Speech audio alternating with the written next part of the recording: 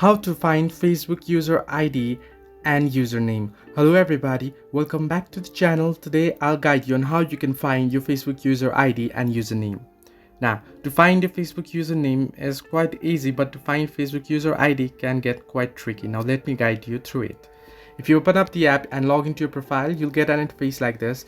Now tap on your profile icon that you can see just below the home page icon, and here on your profile you'll find the three dots option, and if you scroll down below you'll find your profile link. Now since this is my new ID and I haven't selected my username is not showing up here. But if you have selected your username and your profile is quite old enough, now mine is new one, so if it's not new ID, then under your profile link in the link you'll find your profile username.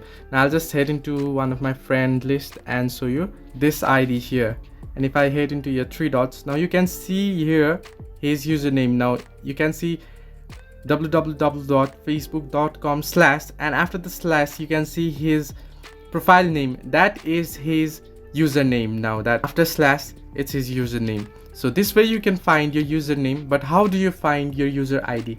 Now to find user ID, head back to your home page and then tap on the three line icon that you can find on the top right corner of your screen, and here head into settings.